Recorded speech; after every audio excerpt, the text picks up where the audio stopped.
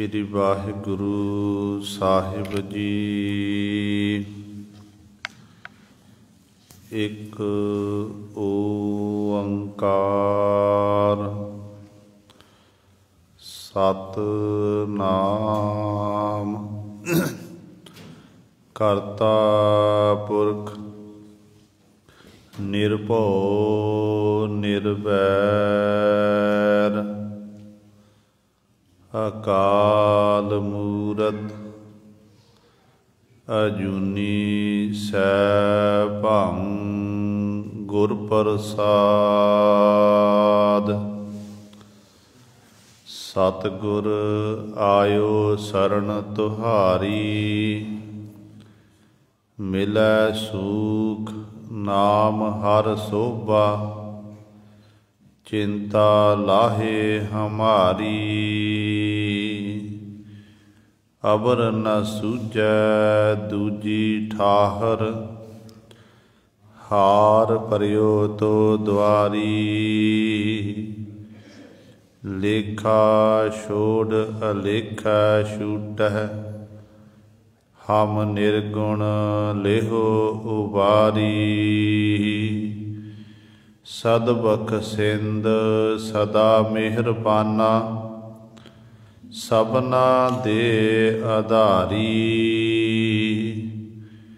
नानक दास संत पाछै परियो राख लिहो एह बारी। बाणी गुरु गुरु है बाणी बिच बाणी अमृत सारे। गुर बाणी कहै सेवक जन मानै परतख गुरु निस्तारे। सो कहो टल गुर सेवियै अहनिस सहज सुभाए। दर्शन परसै गुरु कै जन्म मरण दुख जाए। होवै सिफत खसामदी नूर अरसो कुरसो झटिया। तुद डिठे सच्चे पातशाह मल जन्म जन्म दी कटिया। सज्जन सच्चा पातशाह सिर साहांदै साहो। जिस पास बैठिया सोहिया सबना दा बेसाहो। सतनाम श्री वाहिगुरु साहिब जी। तुखारी शांत महला पहला। बारह माहा एक ओंकार सतगुर प्रसाद। तू सुन किरत करम्मा पुरब कमाया। सिर सिर सुख सहम्मा देह सो तू भला। तू सुन किरत करम्मा पुरब कमाया। सिर सिर सुख सहम्मा देह सो तू भला। हर रचना तेरी क्या गत मेरी। हर बिन घड़ी ना जीवा। प्रिय बाजुद हेली कोय न बेली। गुरमुख अमृत पीवा। रचना राज रहे निरंकारी। प्रभ मन कर्म सुकर्मा। नानक पंथ निहाले साधन तू सुन आत्म रामा। रचना राच रहे निरंकारी। प्रभ मन कर्म सुकर्मा। नानक पंथ निहाले सा धन। तू सुन आत्म रामा। वाहिगुरु जी का खालसा वाहिगुरु जी की फतेह। परम सन्मानयोग जुगो जुग अटल चबर छतर तख दे मालक। बाणी के बोहित जाहरा जहूर हाजरा हजूर। सर्व कला समरथ धन धन साहिब श्री गुरु ग्रंथ साहिब सच्चे सतगुरु जी दी पावन पवित्र निੱਘੀ गोद अंदर जुड़ बैठे गुरु रूप गुरु सवारे सतसंगी जनो। ਆਪਾਂ ਸਾਰੇ ही ਵਡਭਾਗੇ ਹਾਂ जो दशमेश पिता गुरु कलगीधर सतगुरु अमृत के दाते सरबंस दानी बादशाह दरवेश गुरु गोबिंद सिंह। हक हक अंदेश गुरु गोबिंद सिंह।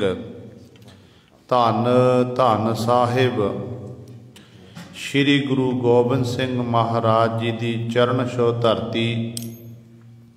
महान पवित्र स्थान गुरुद्वारा मंजी साहिब आलमगीर विखे अमृत वेले तो हाजरियां भर के सतसंगत करके सतगुरु महाराज जी दियां खुशियां प्राप्त कर रहे हो।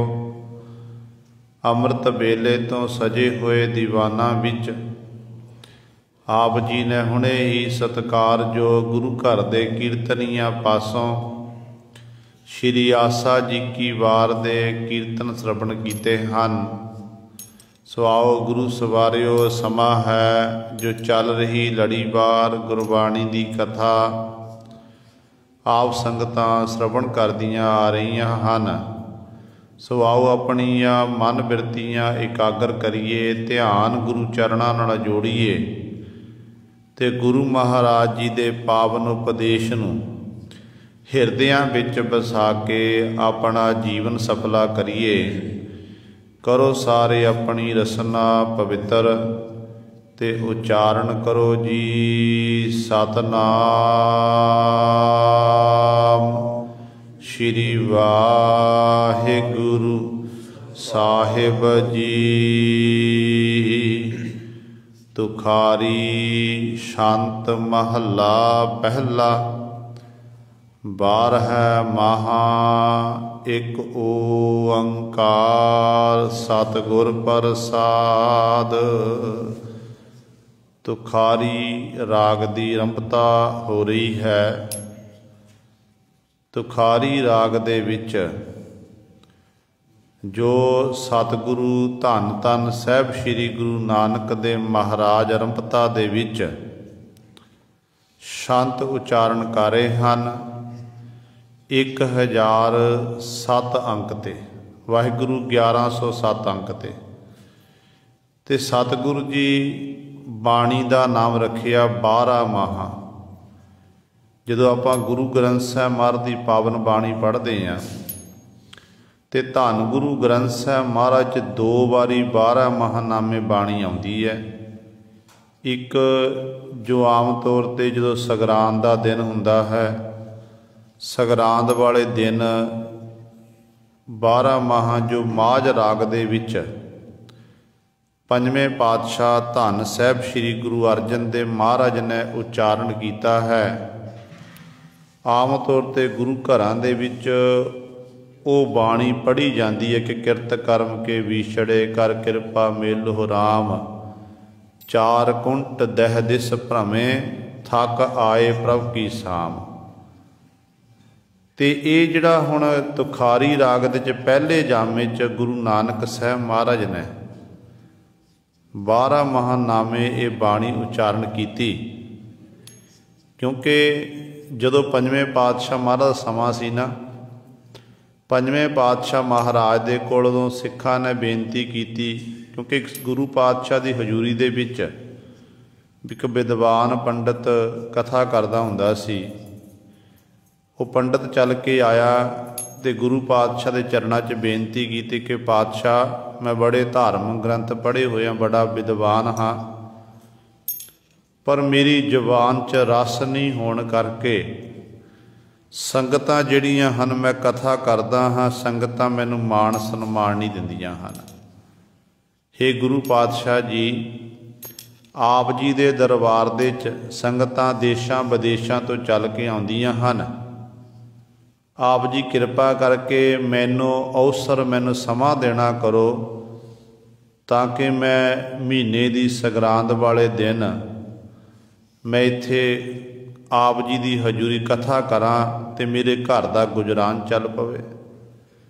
ਤੇ ਪੰਜਵੇਂ ਪਾਤਸ਼ਾਹ ਧੰਨ ਗੁਰੂ ਅਰਜਨ ਦੇਵ ਮਹਾਰਾਜ ਦਾ ਇਹ ਬਿਰਧ ਸੀ ਗੁਰੂ ਨਾਨਕ ਦੇ ਘਰ ਦਾ, ਕਿ ਜਿਹੜਾ ਸਤਿਗੁਰ ਦੇ ਦਰ 'ਤੇ ਚੱਲ ਕੇ ਆਉਂਦਾ ਨਾ ਤੇ ਸਤਿਗੁਰੂ ਨਿਵਾਜਦੇ ਨੇ, ਉਹਨੂੰ ਖਾਲੀ ਨਹੀਂ ਜਾਣ ਦਿੰਦੇ ਹਨ। ਹੁਣ ਪੰਡਤ ਜੀ ਨੇ ਬੇਨਤੀ ਕੀਤੀ ਕਿ ਪਾਤਸ਼ਾਹ ਕਹਿਣਗੇ ਚੱਲ ਭਾਈ ਠੀਕ ਹੈ, ਸੰਗਰਾਂਦ ਵਾਲੇ ਦਿਨ ਤਾਂ ਕਥਾ ਕਰਨੀ ਹੈ। ਤੇ ਜਦੋਂ ਸਤਿਗੁਰ ਦੇ ਦਰਬਾਰ 'ਚ ਕਥਾ ਕਰਨੀ ਸ਼ੁਰੂ ਕਰ ਦਿੱਤੀ ਤੇ ਸੰਗਤਾਂ ਪਾਸੋਂ ਮਾਣ ਸਨਮਾਨ ਪ੍ਰਾਪਤ ਹੋਣ ਲੱਗ ਪਿਆ। ਸਮਾਂ ਲੰਘਦਾ ਗਿਆ। ਪਹਿਲਾਂ ਘਰ ਵਿੱਚ ਗਰੀਬੀ ਸੀ, ਗਰੀਬੀ ਤੋਂ ਬਾਅਦ ਹੁਣ ਅਮੀਰੀ ਆ ਗਈ, 4 ਪੈਸੇ ਘਰ ਵਿੱਚ ਆਏ ਨੇ, ਸਾਰੀਆਂ ਸੁੱਖ ਸਹੂਲਤਾਂ ਪ੍ਰਾਪਤ ਹੋ ਗਈਆਂ, ਸੰਗਤ ਵੀ ਸਤਿਕਾਰ ਕਰਨ ਲੱਗ ਪਈ, ਬੜਾ ਮਾਣ ਸਨਮਾਨ ਮਿਲਿਆ।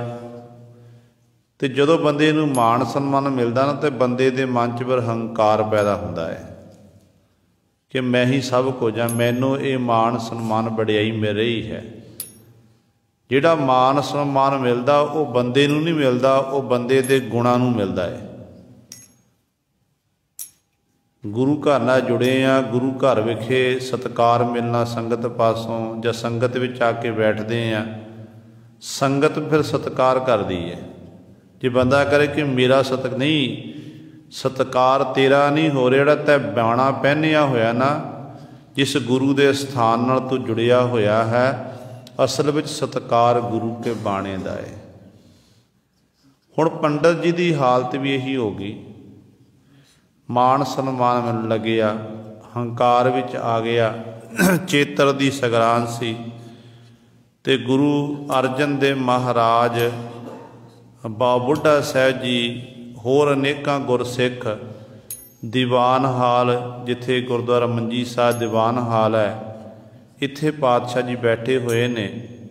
ਆਸਾ ਦੀ ਵਾਰ ਦਾ ਭੋਗ ਪਿਆ ਤੇ ਪੰਡਤ ਜੀ ਦੀ ਉਡੀਕ ਕਰ ਰਹੇ ਨੇ, ਪੰਡਤ ਨਹੀਂ ਚੱਲ ਕੇ ਆਇਆ।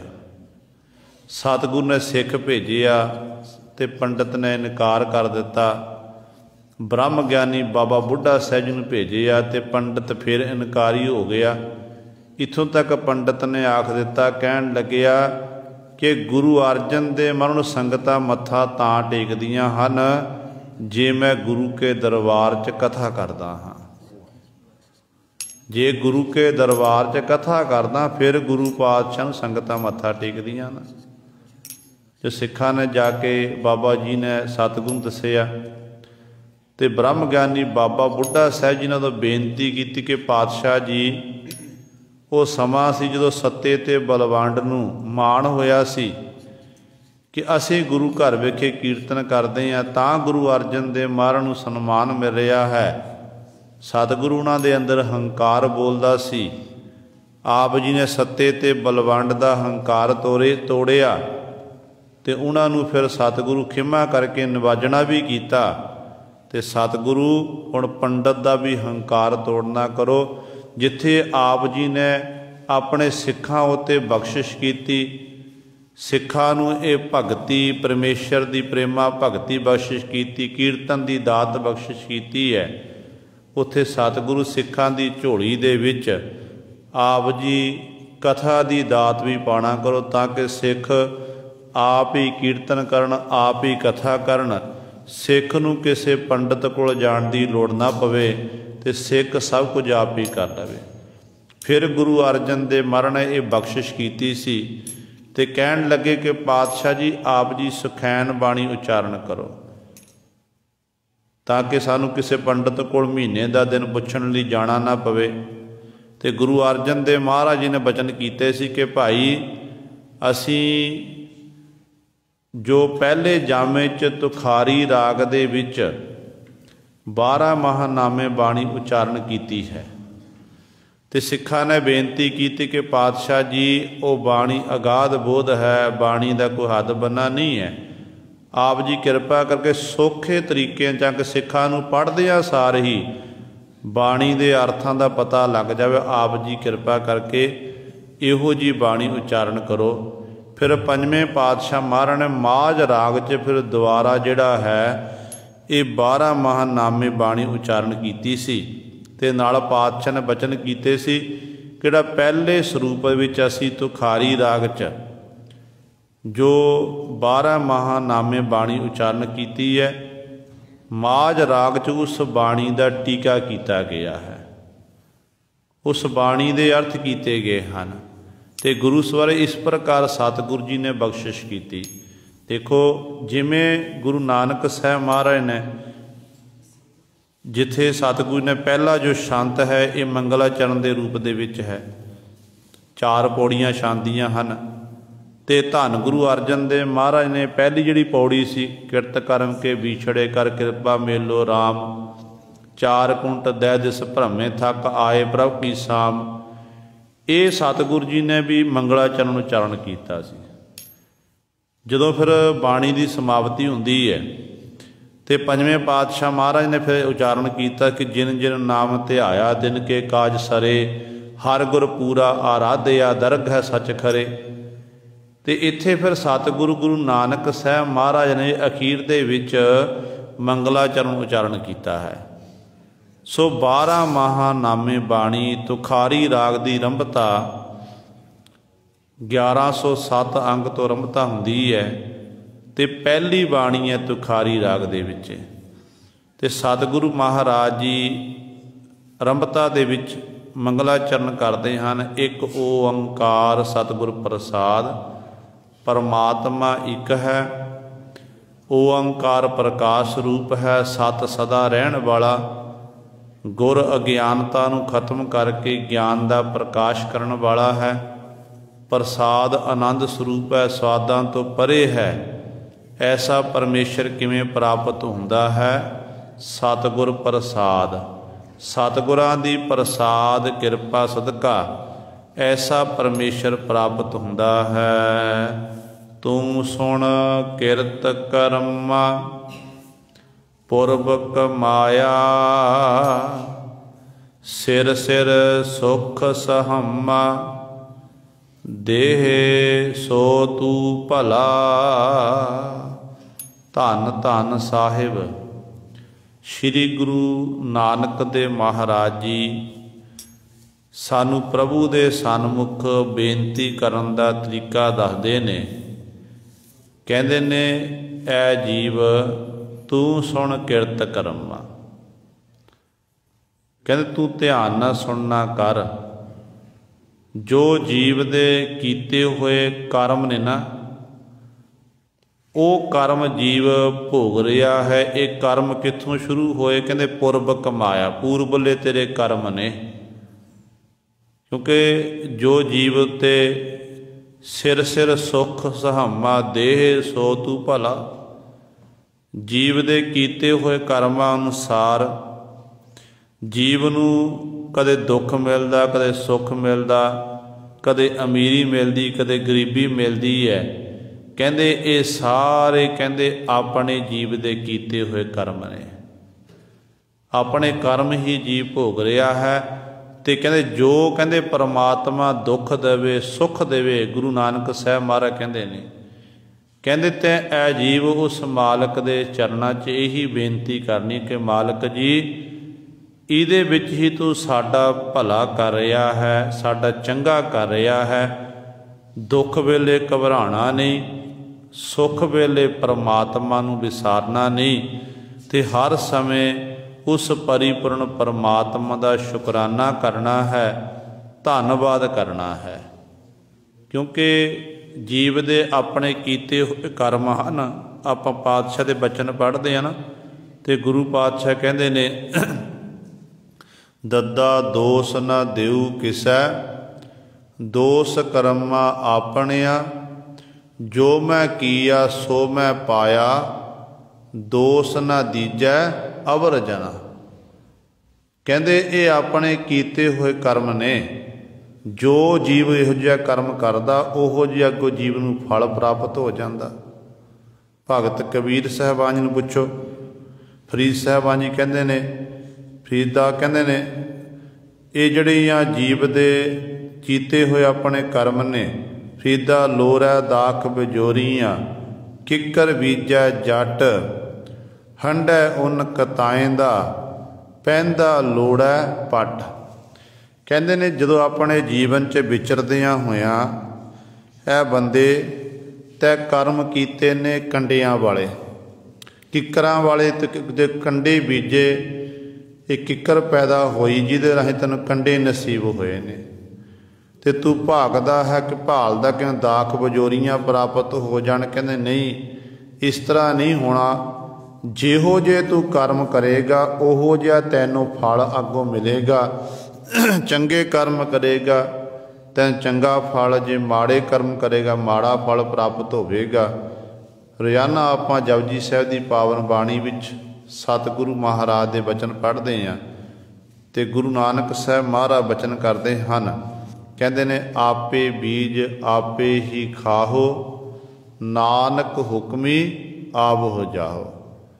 ਜਿਹੋ ਜਿਹਾ ਜੀਵ ਬੀਜ ਬੀਜਦਾ ਉਹੋ ਜਿਹਾ ਫਲ ਜੀਵ ਨੂੰ ਅੱਗੋਂ ਪ੍ਰਾਪਤ ਹੁੰਦਾ ਹੈ। ਇਸ ਕਰਕੇ ਸਤਿਗੁਰੂ ਕਹਿੰਦੇ ਕਿਸੇ ਨੂੰ ਦੋਸ਼ ਨਹੀਂ ਦੇਣਾ ਆਪਣੇ ਕਰਮਾਂ ਦਾ। ਕਹਿੰਦੇ ਕਿਰਤ ਕਰਮਾ ਪੁਰਬ ਕਮਾਇਆ, ਸਿਰ ਸਿਰ ਸੁਖ ਸਹਾਮਾ, ਦੇਹ ਸੋ ਤੂੰ ਭਲਾ। ਜੋ ਤੇਰੇ ਕਰਮ ਨੇ ਇਹ ਤੇਰੇ ਪੂਰਬਲੇ ਕਰਮ ਨੇ, ਉਹ ਤੂੰ ਭੋਗ ਰਿਹਾ ਹੈ। ਤੇ ਇਸ ਕਰਕੇ ਕਦੇ ਦੁੱਖ ਆ ਗਿਆ, ਕਦੇ ਸੁੱਖ ਆ ਗਿਆ। ਦੇਖੋ ਜੇ ਧੁੱਪ ਹੈ ਤੇ ਸ਼ਾਮ ਵੀ ਜ਼ਰੂਰ ਆਵੇਗੀ, ਜੇ ਛਾਂ ਹੈ ਤੇ ਧੁੱਪ ਦੀ ਸ਼ੁਰੂਆਤ ਹੋਣੀ ਹੈ। ਸੂਰਜ ਅਸਤ ਹੋਇਆ ਤੇ ਸੂਰਜ ਚੜ੍ਹੇਗਾ ਵੀ ਜ਼ਰੂਰ। ਇਸ ਕਰਕੇ ਪਰ ਜੀਵ ਅਗਿਆਨਤਾ ਵਸ ਹੋ ਕੇ ਕਈ ਵਾਰੀ ਇਸ ਤਰ੍ਹਾਂ ਹੁੰਦਾ ਕਿ ਆਪਣੇ ਕੀਤੇ ਹੋਏ ਕਰਮਾਂ ਦਾ ਫਲ ਜੀਵ ਭੋਗਦਾ, ਪਰ ਦੋਸ਼ ਜਿਹੜਾ ਹੈ ਉਸ ਮਾਲਕ ਨੂੰ ਦੇਣ ਲੱਗ ਪੈਂਦਾ ਹੈ। ਭਗਤ ਕਬੀਰ ਸਾਹਿਬਾਨ ਦੇ ਇੱਕ ਸ਼ਲੋਕ, ਜਿਹਦੇ ਭਗਤ ਕਬੀਰ ਸਾਹਿਬਾਨ ਜੀ ਕਹਿੰਦੇ ਨੇ ਕਿ ਬੰਦਾ ਸੰਸਾਰ ਵਿੱਚ ਜਨਮ ਲੈ ਕੇ ਆਇਆ, ਤੇ ਪਰਮਾਤਮਾ ਵਾਹਿਗੁਰੂ ਨੇ ਜੀਵ ਨੂੰ ਜਿੱਥੇ ਪ੍ਰਤੱਖ ਤੌਰ 'ਤੇ ਦੋ ਨੇਤਰ ਬਖਸ਼ਣਾ ਕੀਤੇ, ਜਿਨ੍ਹਾਂ ਨੇਤਰਾਂ ਦੇ ਰਾਹੀਂ ਜੀਵ ਸਾਰੇ ਸੰਸਾਰ ਨੂੰ ਦੇਖਦਾ। ਕਹਿੰਦੇ ਉੱਥੇ ਦੋ ਨੇਤਰ ਹੋਰ ਨੇ ਜਿਹੜੇ ਜੀਵ ਦੇ ਬਿਲਕੁਲ ਬੰਦ ਪਏ ਹੋਏ ਹਨ। ਜਦੋਂ ਉਹ ਨੇਤਰਾਂ ਦਾ ਖੁੱਲ੍ਹ ਜਾਣਗੇ, ਉਹਨਾਂ ਨੇਤਰਾਂ ਦੇ ਰਾਹੀਂ ਫਿਰ ਜੀਵ ਨੂੰ ਆਪਣੇ ਅੰਦਰ ਦਾ ਗਿਆਨ ਪ੍ਰਾਪਤ ਹੋਵੇਗਾ। ਪਰ ਕਹਿੰਦੇ ਜੀਵ ਦੀ ਹਾਲਤ ਐਸੀ ਹੈ, ਕਹਿੰਦੇ ਇਹ ਜੀਵ ਮਨਾਖਾ ਤੁਰਿਆ ਫਿਰਦਾ ਹੈ। ਭਗਤ ਕਬੀਰ ਸਾਹਿਬਾਨ ਜੀ ਕਹਿੰਦੇ ਨੇ ਭਾਈ ਕਬੀਰ ਮਾਰਗ ਮੋਤੀ ਬੀਥਰੇ, ਅੰਧਾ ਨਿਕਸਿਓ ਜਾਏ, ਜੋਤ ਬਿਨਾ ਜਗਦੀਸ਼ ਕੀ ਜਗਤ ਉਲੰਘੇ ਜਾਏ। ਕਹਿੰਦੇ ਬੰਦਾ ਮਾਰਗ ਰਸਤੇ ਵਿੱਚ ਜਾ ਰਿਹਾ ਤੇ ਰਸਤੇ 'ਚ ਮੋਤੀ ਖਿਲ ਰਹੇ ਹੋਏ ਨੇ, ਤੇ ਅੰਧਲੇ ਮਨੁੱਖ ਨੂੰ ਕੁਝ ਦਿਖਾਈ ਨਹੀਂ ਦਿੰਦਾ। ਉਹ ਦੇਖ ਨਹੀਂ ਸਕਦਾ ਕਿ ਕਿਉਂਕਿ ਉਹਨੂੰ ਪਤਾ ਨਹੀਂ ਹੈ ਕਿ ਮੋਤੀ ਕੀ ਨੇ, ਮਿੱਟੀ ਕੀ ਹੈ। ਤੇ ਉਹ ਤਾਂ ਧਰਤੀ 'ਤੇ ਤੁਰਿਆ, ਜੋ ਦਿਖਾਈ ਨੂੰ ਮੋਤੀਆਂ ਦੇ ਬਾਅਦ ਉਹਨੂੰ ਕੀ ਪਤਾ ਹੋਵੇਗਾ। ਕਹਿੰਦੇ ਇਸੇ ਤਰ੍ਹਾਂ ਪਰਮਾਤਮਾ ਦਾ ਨਾਮ ਵੀ ਸ਼ੁਭ ਗੁਣਾ ਰੂਪੀ ਮੋਤੀ ਹੈ। संसार घर च जीव आया, जन्म लैके ते परमात्मा ने नाम रूपी मोती खिलारे हुए ने कि बंदे जो तक तेरी जिंदगी का सूरज अस्त नहीं हुंदा उदों तक तू इन्हां मोतियां नूं चुग लै। जिंदगी का सूरज अस्त नहीं हुंदा उदों तक मोतियां नूं चुग लै। जो सूरज अस्त हो गया ना फिर तैनूं कुछ दिखाई नहीं देवेगा, फिर तू कुछ नहीं कर सकेगा। जिन्हां ने फिर वो मोती चुग ले, परमात्मा का नाम रूपी मोती कतर कर ले, तो गुरु सवारिओ फिर उन्हां जीवां दा उन्हां मनुखां दा जिहड़ा जन्म है ना वो सफल हो जाता है। उन्हां दे बाबत गुरु पातशाह कहते हैं कि आया सफल ताहू को गणी है, जास रसन हर हर मुख भणी है। वो प्रवान हो जाते हैं। पर भगत जी कहते इत्थे गल कर रहे हैं मनमुख जीव की जिन्हों कुछ दिखाई नहीं दे रहा। अंदरले मनुख की नेत्रां की लाइट रोशनी नहीं होंदी ते आपां कहंदे फलाना मनुख मनाखा है, अंधला है। पर पातशाह कहंदे नेत्र हुंदियां होइयां भी जीव तू प्रतख तौर ते अंधला ही है।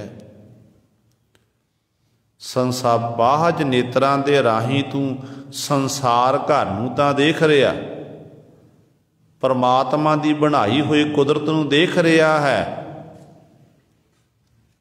पर अंतरीव नेत्र तेरे बंद पे ने जिहदे राही तैनूं ये खिलरे हुए मोती जिहड़े परमात्मा का नाम है ये दिखाई नहीं दे रहे हैं।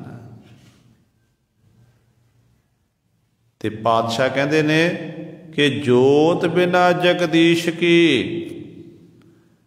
जगत उलंघे जाए।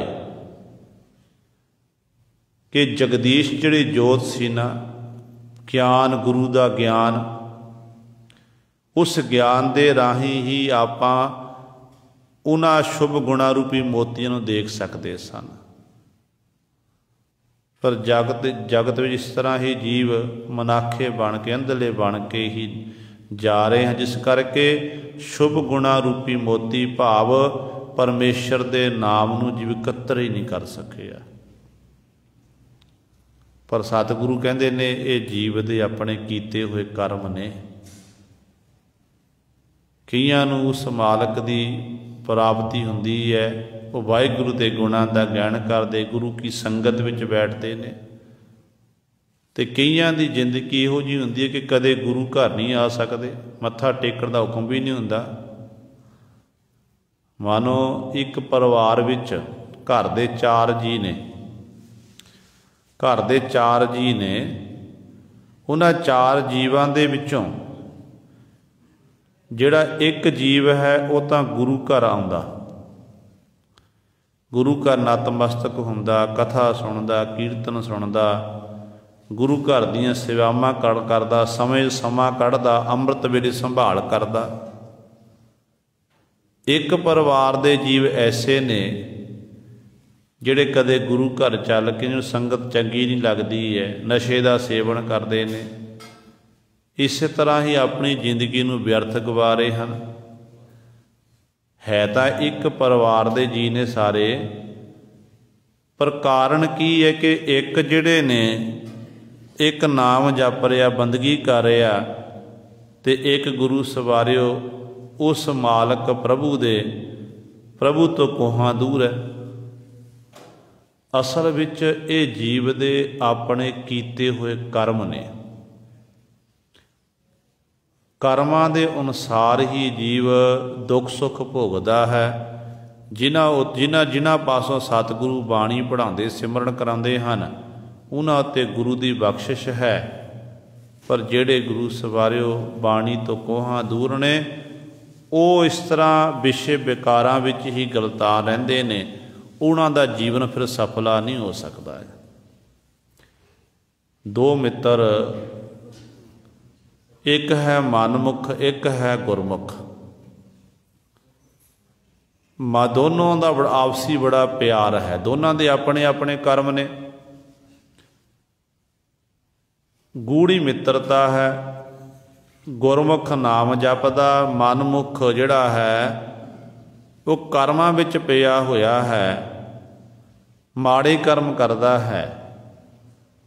ਜਦੋਂ ਘਰੋਂ ਨਿਕਲਦੇ ਇਕੱਠਿਆਂ ਨੇ ਨਿਕਲਣਾ, ਇੱਕ ਦੂਜੇ ਦੀ ਉਡੀਕ ਕਰਨੀ। ਗੁਰਮੁਖ ਜਿਹੜਾ ਹੈ, ਗੁਰਮੁਖ ਸਤਿਗੁਰੂ ਗੁਰੂ ਨਾਨਕ ਸਾਹਿਬ ਮਹਾਰਾਜ ਦੀ ਸੰਗਤ ਵਿੱਚ ਬੈਠ ਕੇ ਕੀਰਤਨ ਸੁਣਦਾ, ਕਥਾ ਸੁਣਦਾ। ਮਨਮੁਖ ਜਿਹੜਾ ਹੈ ਵੇਸ਼ਵਾ ਦੇ ਚਵਾਰੇ 'ਤੇ ਜਾਂਦਾ। ਮਨਮੁਖ ਵੇਸ਼ਵਾ ਦੇ ਚਵਾਰੇ 'ਤੇ ਜਾਂਦਾ, ਮਾੜੇ ਕਰਮ ਕਰਦਾ। ਅੱਜ ਕਹਿੰਦੇ ਦੋਨੋਂ ਨਿਕਲੇ ਨੇ। ਗੁਰਮੁਖ ਤਾਂ ਗੁਰੂ ਨਾਨਕ ਪਾਤਸ਼ਾਹ ਦੀ ਸੰਗਤ ਜਾ ਕੇ ਬੈਠ ਗਿਆ, ਮਨਮੁਖ ਵੇਸ਼ਵਾ ਦੇ ਚਵਾਰੇ 'ਤੇ ਪਹੁੰਚਿਆ, ਪਰ ਵੇਸ਼ਵਾ ਨਾਲ ਮਿਲਾਪ ਨਹੀਂ ਹੋ ਸਕਿਆ, ਕਿਉਂਕਿ ਵੇਸ਼ਵਾ ਦੇ ਗਾਹਕ ਹੋਰ ਹੁੰਦੇ ਨੇ ਤੇ ਇਹ ਉਡੀਕ ਕਰ ਰਹੇ ਆ।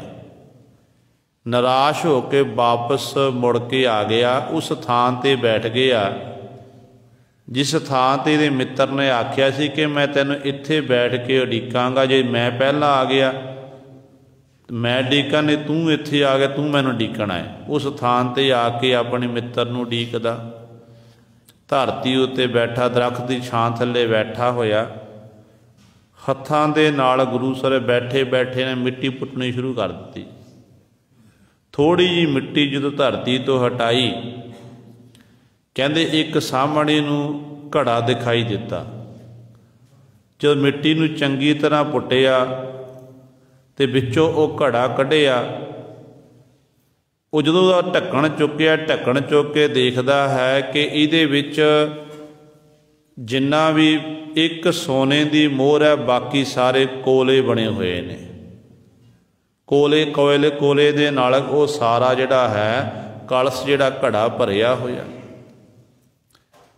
ਖੁਸ਼ ਵੀ ਹੋਇਆ ਕਿ ਮੈਨੂੰ ਸੋਨੇ ਦੀ ਮੋਹਰ ਪ੍ਰਾਪਤ ਹੋ ਗਈ, ਪਰ ਝੂਰਦਾ ਵੀ ਹੈ ਕਿ ਜੇਕਰ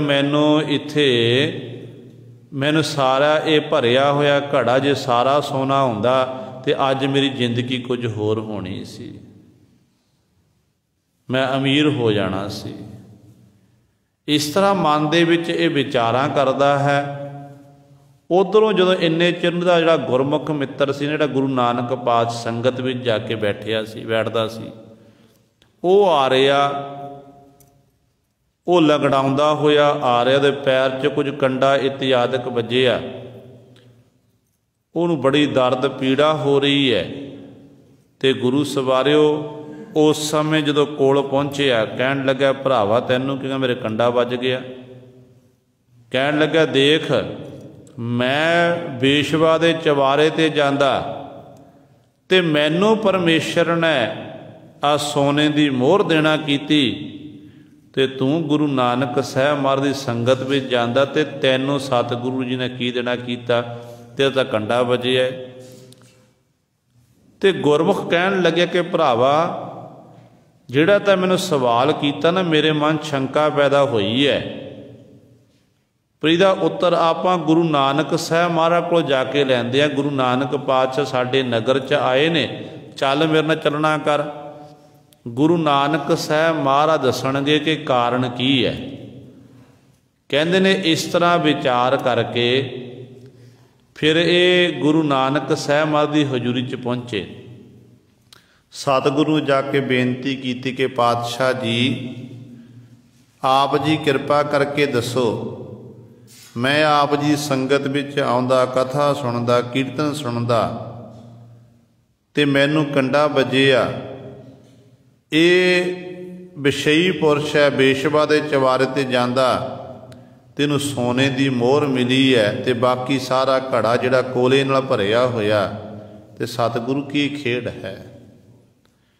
ਦੀਨ ਦੁਨੀਆ ਦੇ ਮਾਲਕ ਧੰਨ ਧੰਨ ਸਾਹਿਬ ਸ੍ਰੀ ਗੁਰੂ ਨਾਨਕ ਦੇਵ ਮਹਾਰਾਜ ਨੇ ਬਚਨ ਕੀਤੇ। ਕਹਿਣ ਲੱਗੇ ਜਿਹੜਾ ਤੇਰਾ ਇਹ ਮਿੱਤਰ ਹੈ ਮਨਮੁਖ ਸੁਭਾਅ ਵਾਲਾ, ਕਹਿਣ ਲੱਗੇ ਇਹਦੇ ਸਾਰੇ ਜਿਹੜੇ ਕਰਮ ਸੀ ਨਾ ਉਹ ਸੜ ਕੇ ਕੋਲੇ ਬਣ ਚੁੱਕੇ ਨੇ। ਕੋੜ ਜਿਹੜਾ ਇਹ ਘੜਾ ਭਰਿਆ ਹੋਇਆ ਕੋਲੇ, ਅਸਲ 'ਚ ਇਹ ਇਹਦੇ ਕੀਤੇ ਹੋਏ ਕਰਮ ਸੀ वो सारे कोले बन चुके हैं। एक कर्म बाकी बचिया सी, वो सोने की मोहर दी न्याई हैं। तेरी संगत करके वो साडे कोल चल के आया, हुण भला होवेगा। ते दीन दुनिया के मालक कहन लगे, जो सतगुरु ने बचन कीते, सिख कहन लगे पातशाह मैनू कंडा क्यों बजिया? इहदे कर्म जिहड़े सड़ के कौले बन चुके ने, एक कर्म जागया तुहाडी शरण च आ गया, मेरे कंडा क्यों बजिया कि पातशाह इहदा उत्तर आप जी देना करो। धन गुरु नानक दे महाराज ने बचन कीते, कहन लगे तेरा कर्म एक बाकी सी, माड़ा कर्म पिछले जन्मां दा, जिहदे राही तेरे उत्ते कोई तोहमत लगनी सी। नगर दे राजे ने तैनूं पकड़ना सी, तैनूं सज़ा दित्ती जानी, तैनूं सूली उत्ते चाढ़िया जाना सी, पर तूं साडी संगत कीती। तूं अमृत वेले उठ के नाम बाणी दा अभ्यास करदा है। कहंदे असीं सूली नूं कंडा बना दित्ता, ते कंडे दे नाल तेरा जिहड़ा कीता होया औगण है, जिहड़ा पिछला कर्म सी वो सारा मिट दिता। इस करके भाई तैनूं कंडा बजिया है। ते गुरु सवारिओ जदों ये सुनिया, जिहड़ा मनमुख सुभाव वाला सी, उहदा मित्र जिहड़ा कदे गुरु की संगत में चल के नहीं है, जिन्होंने संगत चंगी नहीं लगती सी, अज वो मनमुख गुरु नानक पातशाह चरनां च डिग पिया ते कहन लग्या पातशाह खिमा करो, मैनू बख्श लो, मैनू अपने चरणों का भोरा बना के रखना करो। ये है गुरु सवारे कहण दा भाव है कि देखो कई बारी ऐसा भी होंदा कट्ठे रहिए, कट्ठे विचरीए, पर कोई ना कोई इहो जिहा माड़ा कर्म अगे आउंदा कि जिहदे करके जीव एक गुरमुख सुभाव वाला बन जाए, एक मनमुखां वाले काम करता है। ये जीव दे अपने कीते हुए पिछले सारे पूर्वले कर्म हाँ, दुख आना सुख आना, ये अपने कर्मां अनुसार ही जीव नूं प्राप्त होंदा है। ते सतगुरु कहंदे तूं सुण किरत कर्मा पुरब कमाया। कहंदे हे भाई तू सुनना कर, किरत कर्मा कीते हुए कर्मां करके पुरब कमा, जिहड़े पूर्वले तै कर्म कीते हुए हैं। सिर सिर सुख सहामा देह सो तू भला। सिर सिर जदों तेरा जन्म होया, जन्म लैंदियां सार तेन दुख भी आया, सुख भी मिलिया। कदे दुख भोगदा, कदे सुख भोगदा है। कह सुख सहामा दा अर्थ है दर दुख तकलीफ। ते कहंदे ये परमात्मा जो दुख मेरे सुख मेरे ने, तेरा जिहड़ा प्यारा ना तू सारिਆਂ ਨੂੰ ਇਹ ਦਿੰਦਾ है दुख सुख, ਤੇ ਉਹਦੇ ਵਿੱਚ ही सतगुरु असी तेरा भला मना, तू भला ही कर रहा है, किसी का माड़ा नहीं कर रहा है। तो सतगुरु जी अगली पंक्ति फिर बख्शिश करते हैं, हर रचना तेरी क्या गत मेरी, हर बिन घड़ी ना जीवा।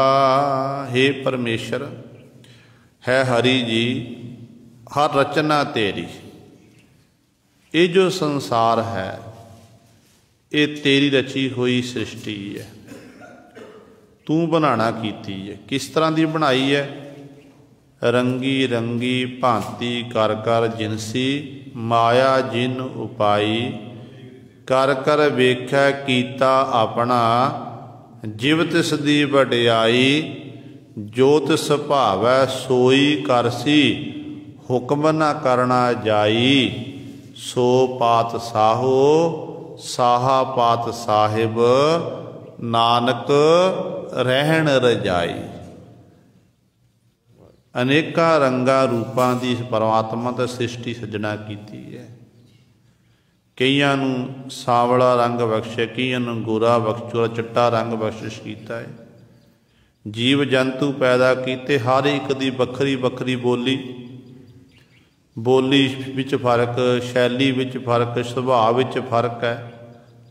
तो सारियां खेडां परमात्मा है तेरियां बनाइयां हुईयां ने। तो इस करके तेरी बनाई हुई सृष्टि वा तू ही जानदा, तेरी माया भी तेरी पैदा की हुई है। ये जिहड़ी माया है, माया दासी भगतां कार कमावै, ये परमात्मा ये भी तेरी है। ते क्या गत मेरी, हुण मैं इस संसार घर च रह रहा, माया दे विच मैं ऐसा गलतान हो गया। गुरु पातशाह बेनती का तरीका दसदे ने, कहंदे माया च मैं ऐसा गलतान हो गया, क्या गत मेरी। इत्थे गत दे अर्थ लगने हालत। आम तौर पर जो आप बाणी पढ़ते हैं गुरु ग्रंथ साहिब कि गत शब्द आवे, गत शब्द मुक्ति लिए वरत्या जाता है, मुक्ति लिए शब्द वरत्या जाता है। पर इत्थे जो गत की अर्थ लगने हालत, कहन लगे परमात्मा हुण मेरी की गत होवेगी, मेरी की हालत होवेगी। क्योंकि मेरी हालत इहो जी है, मेरे मन च आप जी के प्रति इन्नी तड़फ है, इन्ना दुख है, इन्ना तकलीफ है मैनू कि मैं आप जी तो बिना एक घड़ी मात्र भी जी नहीं सकती है। जीव इस्त्री कह रही है, क्योंकि अंदर जो प्रभु का प्यारा जिहदे अंदर जगियासा जागदी कि मैं मालक प्रभु नूं प्राप्त करना, फिर वो दिन रात उस मालक की आराधना करदा, मालक के चरनां च अरजोइयां बेनतियां करदा कि मालक जी किरपा करके मैनू अपने दीदार बख्शना करो। फिर उस प्यारे की अवस्था इहो जी बन जाती है कि मोहे रैण ना बिहावै, नींद ना आवै, बिन देखे गुर दरबारे जियो, हों घोली गुर घोल कमाई, ये सच्चे गुर दरबारे जियो। ना उन्होंने रात चंगी लगती है, ना दिन बतीत होंदा उन्हां दा, दिन रात हर समय गुरु सवारे उन्हां दे अंदर एक तड़फ होंदी है। वो तड़फ यही होंदी है कि सानू मेरे प्यारे दे दीदार हो जाण, मैं प्यार नाल एकमिक हो जावां, ते एक घड़ी मात्र भी अपने मालक तो बिना, प्रभु तो बिना वो प्रभु दे प्यारे रह नहीं सकते हैं। हर बिन घड़ी ना जीवा, हे मालक जी मैं आप जी तो एक घड़ी मात्र भी जी नहीं सकता। अंदर तड़फ, जिवें सतगुरु जी बचन करते हैं, कहते ने कोई आन मिलावै मेरा प्रीतम प्यारा, हों तिस पै आप बिचाई, दर्शन हर देखण कै ताई। इन्नी तड़फ, इन्ना अंदर विराग है अपने प्यारे नूं मिलण दे लई।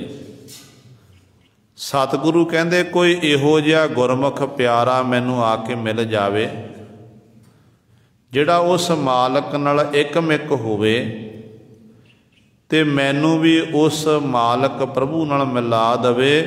कहंदे जे इहो जिहा मिल गया की देवेगा, ते पातशाह कहंदे अपना आप मैं बेच दियांगा। पर मेरे मन च एक तांग पैदा हुई है, तड़फ पैदा हुई है कि मैं हरि दे दीदार करने, हरि दे दर्शन करने, बस मेरी ये इच्छा सतगुरु पूरी कर देना। ते गुरु सवारियो जिन्हां दे अंदर फिर ये तड़फ पैदा होंदी ना, वो दिन रात फिर उस मालक दे चरनां च अरजोइयां करते ने, बेनतियां करते हैं। इस तरह आखते ने कि परमात्मा एक दिन तो समा जरूर आवेगा कि आप जी साडी बेनती प्रवान करके सानू अपने दीदार जरूर बख्शिश करनगे।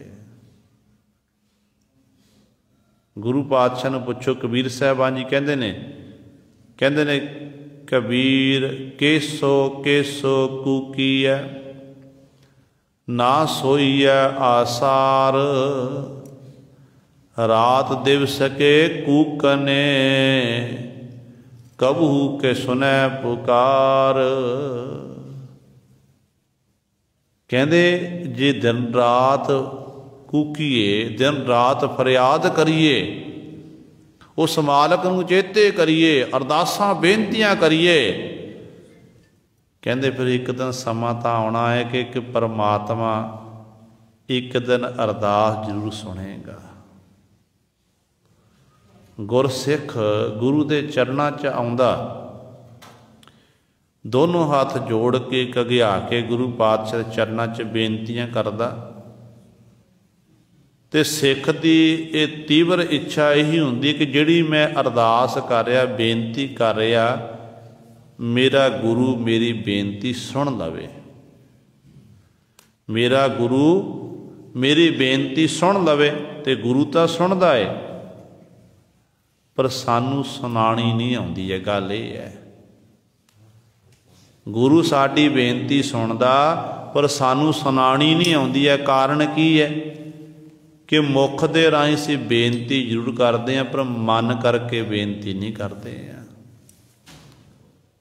जिस दिन आप मन करके अरदास बेनती गुरु पातशाह के चरणों विच कर दिती, उस दिन फिर गुरु ने साडे उत्ते बख्शिश कर देनी है, साडी बेनती सतगुर दर ते प्रवान हो जाएगी।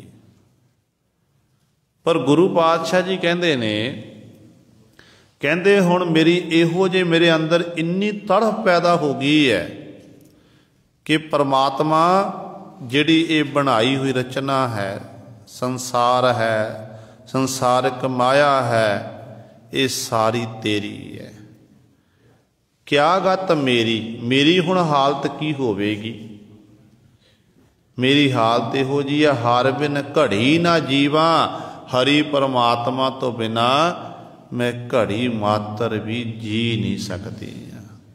मेरे अंदर हर समय ये तड़फ पैदा हुई है कि कदों मैनू मेरा परमात्मा कृपा करके मेरे नाल मिलाप करे, मैनू दी प्राप्ति हो जाए, मैं उहदा दीदार कर लवां। इस तरह की मेरी हालत हुई है। प्रिय बाज दहेली कोय ना बेली, गुरमुख अमृत पीवा। अगली पंक्ति च धन गुरु नानक दे महाराज बख्शिश करते हैं, कहते प्रिय बाज दहेली जीव इस्तरी, प्रिय पति परमेश्वर तो बिना, वाज को बिना, दहेली तो भाव दुखी होती है, हर समय दुखी होना।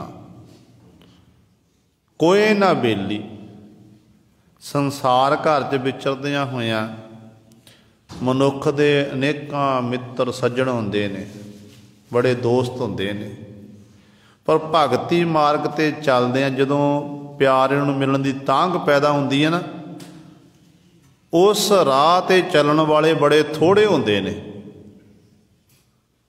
बड़े थोड़े हुंदे जिहड़े अपने मंजिल तक पहुँचते हैं, ते मित्र बड़े घट बनते हैं। ते पातशाह कहते मेरा कोई बेली नहीं है, मैं तेरे तो बिना परमात्मा मैं दुखी हो रही हाँ, मेरे अंदर तड़फ पैदा हुई है, फिर मेरा बेली कोई नहीं, मेरा मित्र कोई नहीं है।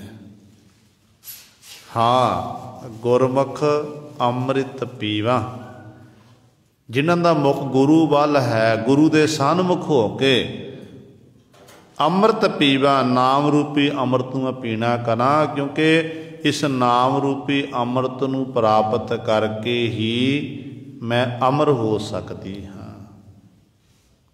इको एक तरीका है उस मालक नूं मिलण दा, वो है परमेश्वर दा नाम।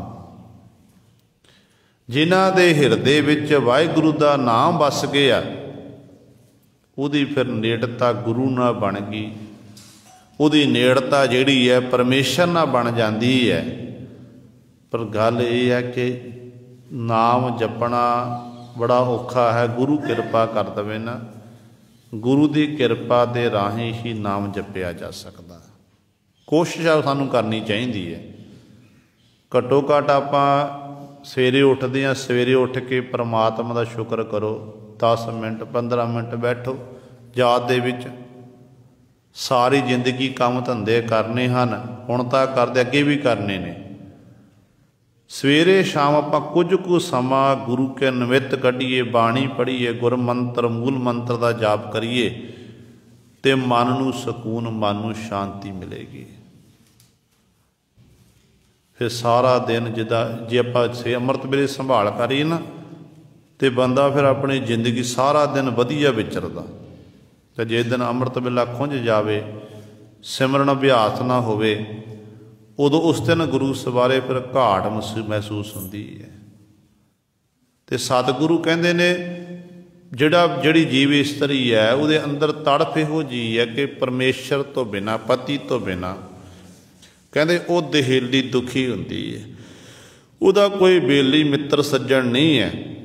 गुरमुखां दी संगत करके गुरु दे सन्मुख हो के वो जीव इस्तरी फिर अमृत पीवा, नाम रूपी अमृत नूं पींदी है। रचना राज रहे निरंकारी, प्रभ मन कर्म सुकर्मा। अगली पंक्ति च सतगुरु जी बख्शिश कर रहे हैं, कहते हे परमात्मा, जिहड़ी ये रचना संसार की रचना, ये निरंकारी आकार तो रह जिहड़ा परमेश्वर वाहिगुरु है, उसने ही कहते ये रचना की है। जिस मालक ने सारा संसार बनाया, ते उसे मालक दे ही जीव पासों चंगे माड़े कर्म भी वो परमात्मा आप ही करवा रहा है। उसकी खेड़ है, चंगियाई भी उसकी पैदा की है ते बुराई भी उस मालक की ही पैदा की हुई है। चंगियाइयां बुराइयां बाचा धर्म हदूर। जे बुराई ना होवे चंगियाई की कीमत नहीं पैनी है। जे बुराई ना होवे चंगियाई की कीमत कित्थों पै जाएगी। नेकी है बदी है, बदी है ते नेकी है दोनों ही परमात्मा के हुक्म दे विच है। ते परमात्मा का बनाया होया ये संसार है। आप सतगुरु महाराज के बचन पढ़ते हैं ना कि सब जग जिन्ह उपाया भाई, करण कारण समरथ, जियो पिंड जिन साजिया भाई। कहते जिस परमात्मा ने जियो जिंद आत्मा पिंड शरीर ये साजना किया, देख कर अपनी बात, अपनी वस्तु देख के। कहते ये सब कुछ परमात्मा ने ही सजना किया है। सब जग जिन्हें उपाया भाई, करण करण समरथ, जियो पिंड जिन साजिया भाई, देख कर अपनी बात। क्यों कहिए क्यों देखिए भाई, करता एक अकथ। क्यों कहिए उस मालक दे गुण किमें कहना करिए। क्यों देखिए किहड़ा तरीका है जिस तरीके नाल आपां उस मालक नूं देख सकीए, उस मालक दे दीदार कर सकीए। कहते नहीं, वो करता करन वाला एक है, अकथ कथन तो रहत है, उसका कथन नहीं किया जा सकता है।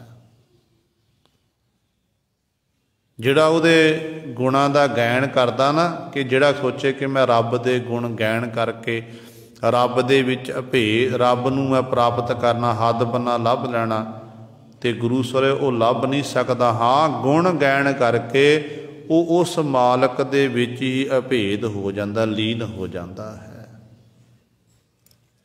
इस करके रचना उस मालक की रची हुई है। आप ही मालक प्रभु जीवा पासों एक कर्म करा रहा है। जिहो जिहा जीव कर्म करदा उहदे मुताबक जीव नूं फल मिलता है। क्योंकि शरीर कर्म भूमि है। इस जिवें धरती उत्ते आपां जिहो जिहा बीज बेचदी ना, उहो जिहा अगों सानूं फल मिल जाता। से शरीर भी एक कर्म भूमि है। जिहो जिहा आपां कर्म इस शरीर दे राही करांगे, उहो जिहा फल अगों सानूं परमात्मा पासों प्राप्त हो जाएगा। हुण सवाल पैदा होंदा कि माड़े कर्म भी परमात्मा चंगे भी आप करदा, फिर परमात्मा नूं कहण दी लोड़ की है। ते गुरु सवारिओ है परमात्मा दी सारी खेड़ है। जे साडे पासों कोई माड़ा कर्म हो रहा है, किसी का माड़ा हो रहा है, तो रब दे चरणां च, गुरु दे चरणां च बेनती करो कि पातशाह जी असीं बार बार गुनाह करते जा रहे हैं, कीते हुए कर्मां कर दुख भोग रहे हैं, ਤੇ ਮਾਲਕ ਜੀ ਕਿਰਪਾ ਕਰਕੇ ਸਾਨੂੰ ਬਾਂਹ ਪਕੜ ਕੇ ਨਾ ਇਸ ਸੰਸਾਰ ਸਮੁੰਦਰ ਸਾਨੂੰ ਪਾਰ ਕਰਨਾ ਕਰੋ। ਇਸ ਸਰੀਰ ਦੇ ਰਾਹੀਂ ਮਾਲਕ ਜੀ ਸਾਡੇ ਚੰਗੇ ਕਰਮ ਕਰਾਵੋ, ਉਹ ਕਰਮ ਕਰਾਵੋ ਜਿਨ੍ਹਾਂ ਕਰਮਾਂ ਨੂੰ ਕਰਨ ਦੇ ਰਾਹੀਂ ਅਸੀਂ ਤੇਰੇ ਦਰ ਤੇ ਪ੍ਰਵਾਨ ਹੋ ਜਾਈਏ। ਬੇਨਤੀ ਕਰਨਾ ਸਾਡਾ ਫਰਜ਼ ਹੈ, ਤੇ ਦੁੱਖ ਤੇ ਸੁੱਖ, ਚੰਗਿਆਈ ਤੇ ਬੁਰਿਆਈ ਇਹ ਸਾਨੂੰ ਆਪਣੇ ਕੀਤੇ ਹੋਏ ਕਰਮਾਂ ਕਰਕੇ ਹੀ ਪ੍ਰਾਪਤ ਹੁੰਦੀ ਹੈ। ਤੇ ਸਿੱਖ ਨੇ ਵਾਰ-ਵਾਰ ਬੇਨਤੀ ਕਰਨੀ ਹੈ। ਗੁਰੂ ਕਲਗੀਧਰ ਪਾਤਸ਼ਾਹ ਮਹਾਰਾਜ ਨੂੰ ਪੁੱਛਿਆ ਸੀ ਨਾ ਸਿੰਘਾਂ ਨੇ ਕਿ ਸਤਿਗੁਰੂ ਜੀ ਸਿੱਖ ਨੂੰ ਕਿਹੜੇ ਸਮੇਂ ਬੇਨਤੀ ਕਰਨੀ ਚਾਹੀਦੀ ਹੈ। ਇੱਕ ਤਾਂ ਅੰਮ੍ਰਿਤ ਵੇਲੇ ਉੱਠ ਕੇ ਨਾਮ ਬਾਣੀ ਦਾ ਅਭਿਆਸ ਕਰਨਾ, ਫਿਰ ਸਿੱਖ ਨੇ ਗੁਰੂ ਚਰਨਾਂ 'ਚ ਬੇਨਤੀ ਕਰਨੀ ਹੈ। ਫਿਰ ਸਤਿਗੁਰੂ ਸੰਧਿਆ ਵੇਲੇ ਸੋਦਰ ਦੀ ਬਾਣੀ ਪੜ੍ਹਨੀ, ਉਦੋਂ ਬੇਨਤੀ ਕਰਨੀ ਹੈ। ਸੌਣ ਵੇਲੇ ਸੋਹਲਾ ਸਾਹਿਬ ਦੀ ਬਾਣੀ ਪੜ੍ਹਨੀ, ਉਦੋਂ ਬੇਨਤੀ ਕਰਨੀ ਹੈ। ਸਤਿਗੁਰੂ ਕਿਹੜਾ ਸਮਾਂ ਹੈ ਕਿ ਸਿੱਖ ਬੇਨਤੀ ਨਾ ਕਰੇ? ਤੇ ਕਲਗੀਧਰ ਪਾਤਸ਼ਾਹ ਕਹਿੰਦੇ ਕੋਈ ਸਮਾਂ ਐਸਾ ਨਾ ਹੋਵੇ ਸਿੱਖ ਬੇਨਤੀ ਨਾ ਕਰੇ। ਹਰ ਸਮੇਂ ਸਿੱਖ ਵਾਰ-ਵਾਰ ਬੇਨਤੀ ਕਰਦਾ ਰਹੇ। ਤੇ ਪੁਰਾਤਨ ਜਿਹੜੇ ਗੁਰਸਿੱਖ ਸਨ 101 ਵਾਰੀ ਅਰਦਾਸ ਬੇਨਤੀ ਕਰਦੇ। ਇਹ ਅਰਦਾਸ ਬੇਨਤੀ ਪਾਓ, ਇਹ ਨਹੀਂ ਕਿ ਆਪਾਂ ਸੰਪੂਰਨ ਅਰਦਾਸ ਬੇਨਤੀ ਕਰਨੀ ਹੈ। ਵਾਰ-ਵਾਰ 101 ਵਾਰੀ ਬੇਨਤੀ ਕਰਨੀ ਪਾਵਾ ਗੁਰੂ ਦੀ ਯਾਦ ਨੂੰ ਆਪਣੇ ਮਨ 'ਚ ਵਸਾ ਕੇ ਰੱਖਣਾ ਕਿ ਮੇਰਾ ਗੁਰੂ ਮੇਰੇ ਨਾਲ ਹੈ, ਜੋ ਮੈਂ ਕਰਮ ਕਰ ਰਿਹਾ ਹਾਂ ਮੇਰਾ ਗੁਰੂ ਮੈਨੂੰ ਦੇਖ ਰਿਹਾ ਹੈ। ਤੇ ਗੁਰੂ ਦੇ ਚਰਨਾਂ 'ਚ ਬੇਨਤੀ ਕਰਨੀ ਕਿ ਸਤਿਗੁਰੂ ਬਖਸ਼ ਲੈਣਾ, ਕੀਤੇ ਗੁਨਾਹਾਂ ਨੂੰ ਬਖਸ਼ ਲੈਣਾ। ਵਾਰ-ਵਾਰ ਬੇਨਤੀਆਂ ਕਰੀ ਜਾਣੀਆਂ। ਦੇਖੋ ਬਾਬਾ ਬੁੱਢਾ ਸਾਹਿਬ ਨੇ ਸਾਰੀ ਜ਼ਿੰਦਗੀ ਗੁਰੂ ਨਾਨਕ ਦੇ ਘਰ ਦੀ ਸੇਵਾ ਕੀਤੀ। 12 ਸਾਲ ਦੀ ਉਮਰ 13 ਸਾਲ ਦੀ ਉਮਰ ਸਤਿਗੁਰੂ ਦੀ ਹਜ਼ੂਰੀ 'ਚ ਆਏ ਸਨ। 125 ਸਾਲ ਗੁਰੂ ਸਵਾਰੇ ਅਰਦਾਸਾਂ ਬੇਨਤੀਆਂ ਕਰਦੇ ਰਹੇ। ਨਾਲੇ ਗੁਰੂ ਘਰ ਦੇ ਘਾਹੀ ਬਣ ਕੇ ਡੰਗਰ ਪਸ਼ੂਆਂ ਨੂੰ ਘਾਹ ਵੀ ਪਾਉਂਦੇ ਨੇ। ਗੁਰੂ ਘਰ ਦੀਆਂ ਹੋਰ ਜਿੰਨੀਆਂ ਵੀ ਸੇਵਾਵਾਂ ਨੇ ਉਹ ਸਾਰੀਆਂ ਸਾਂਭ ਰਹੇ ਨੇ। ਮੁਖੀ ਸਿੱਖਾਂ ਵਿੱਚੋਂ ਸਭ ਤੋਂ ਅੱਗੇ ਸੀ, ਪਰ ਕਦੇ ਆਪਣਾ ਆਪ ਨਹੀਂ ਜਨਾਣਾ ਕੀਤਾ, ਬੇਨਤੀਆਂ ਕਰਦੇ ਰਹੇ।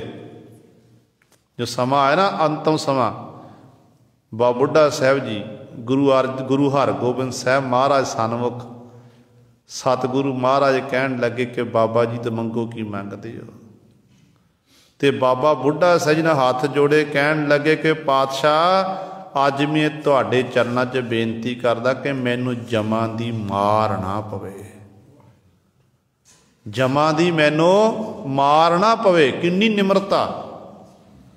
ਆਪਾਂ ਇੱਕ ਵਾਰੀ ਗੁਰੂ ਪਾਤਸ਼ਾਹ ਚਰਨਾਂ 'ਚ ਬੇਨਤੀ ਕਰਦੇ ਨੇ ਕਿ ਅਸੀਂ ਅਰਦਾਸ ਬੇਨਤੀ ਕੀਤੀ ਹੈ, ਪਰ ਜੀਵਨ ਤੋਂ ਸਿੱਖਿਆ ਲਓ ਬਾਬਾ ਬੁੱਢਾ ਸਾਹਿਬ ਜੀਵਨ ਤੋਂ, ਜਿੱਥੇ ਜਿਹੜਾ ਸਾਰਾ ਜ਼ਿੰਦਗੀ ਗੁਰੂ ਨੂੰ ਸਮਰਪਿਤ ਸੀ ਤੇ ਸਾਰੀ ਜ਼ਿੰਦਗੀ ਸੇਵਾ ਕੀਤੀ, ਪਰ ਆਪਣਾ ਆਪ ਨਹੀਂ ਜਨਾਣਾ ਕੀਤਾ। ਅੰਤਮ ਵੇਲੇ ਵੀ ਸਤਿਗੁਰ ਦੇ ਚਰਨਾਂ 'ਚ ਬੇਨਤੀ ਕਰ ਰਹੇ ਨੇ ਕਿ ਪਾਤਸ਼ਾਹ ਜਮਾਂ ਦੀ ਮਾਰ ਨਾ ਪਵੇ। ਤੇ ਗੁਰੂ ਹਰਗੋਬਿੰਦ ਸਾਹਿਬ ਮਹਾਰਾਜ ਕਹਿਣ ਲੱਗੇ ਕਿ ਬਾਬਾ ਜੀ ਤੁਹਾਡੇ ਜਮਾਂ ਦੀ ਮਾਰ ਤੁਹਾਨੂੰ ਪਵੇਗੀ। ਤੁਹਾਡੀ ਉੱਤੇ ਐਡੀ ਵੱਡੀ ਬਖਸ਼ਿਸ਼ ਕਿ ਤੁਹਾਨੂੰ ਗੁਰੂ ਨਾਨਕ ਸਾਹਿਬ ਮਨ ਵਰ ਦੇਣਾ ਕੀਤਾ ਏ ਕਿ ਤਿਤ ਕਦ ਓਲੇ ਨਾ ਹੋਸਾਂ।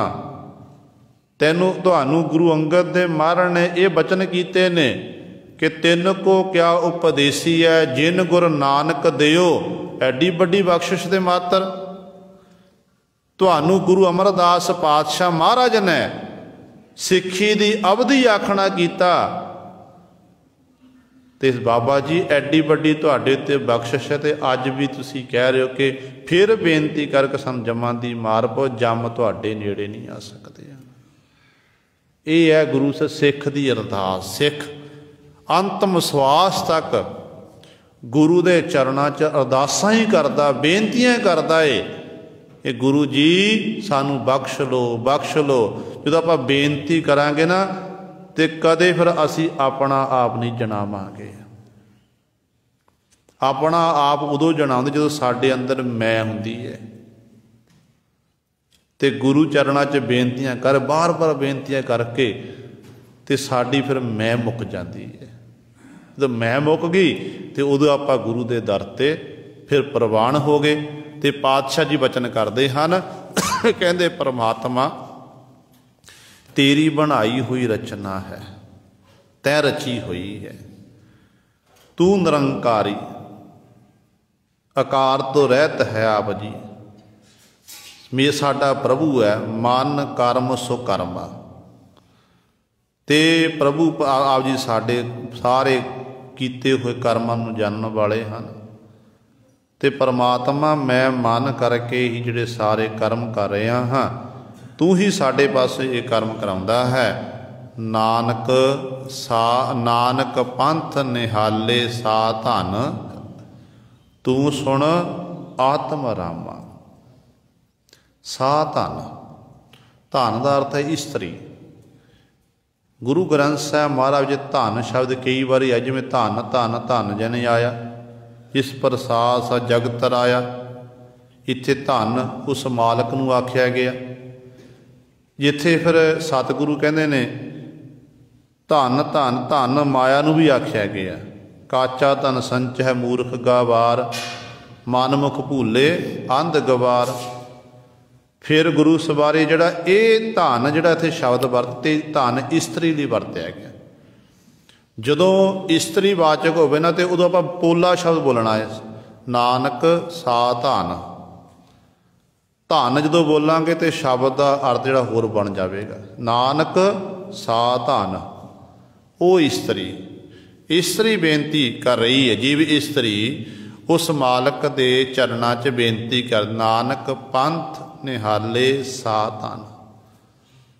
पंथ का अर्थ रस्ता। जीव इस्त्री कहते उस रस्ते ते मार्ग ते देख रही है। की देखती है कि मेरा पति परमेश्वर इस रास्ते ते चल के आउंदा होवे ते मेरा पति परमेश्वर नाल मेरा मिलाप हो जावे। तू सुन आत्म रामा, हे आत्म मार्ग परमेश्वर जी, आप जी कृपा करके आप जी साडे मार्गदर्शी हो। साडी इस बेनती नूं सुनना करो। असी तेरे वल तक रहे हैं, ये कदों साडा मालक त्रुट के मेरे घर विच आ जावे, सेजा उत्ते आ जावे, मेरा पति परमेश्वर नाल मिलाप हो जावे। ये गुरु सवारे सतगुरु महाराज ने साडे उत्ते बख्शिश कीती है।